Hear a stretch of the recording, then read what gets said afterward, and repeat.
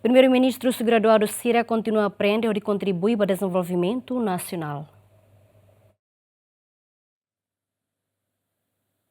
Primeiro-Ministro Kairala Sana Guzmão, russo graduado Cira Russi Instituto São João de Brito Kassai, ato continua a aprender e contribuir para o desenvolvimento nacional. Tamatuir Xanana, futuro Timor-Leste, no futuro líder nação no Estado Idanenian, e a jovem Cirania Liman, não tem que preparar no matene para servir para a Idane. Se o governo mos encoraja graduado Cira, atu ia responsabilidade no sai inspirador para Emasrelo para contribuir para a nação soberana Idane. Continuar sempre a aprender. Não esqueçam. Continuar sempre a aprender, a explorar e a contribuir para a transformação do mundo.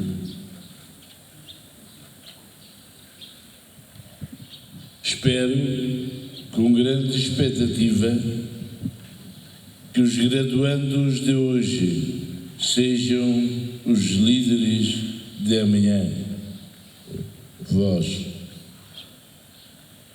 e que formem os líderes das próximas gerações. Vocês serão não só os educadores, mas também sereis inspiração. Nas vossas práticas, nos vossos comportamentos, ireis inspirar outros da vossa geração e o futuro. O vosso talento e conhecimento adquiridos poderão ter um impacto ímpar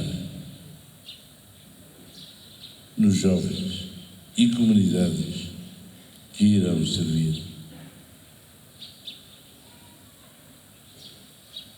Sejam, por isso, o contributo exemplar de que Timor-Leste precisa.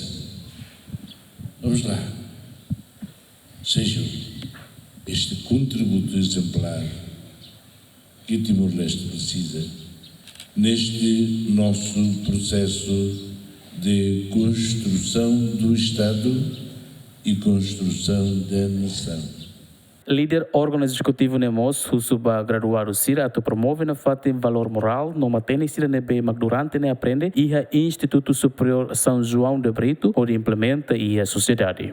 Os valores do bem,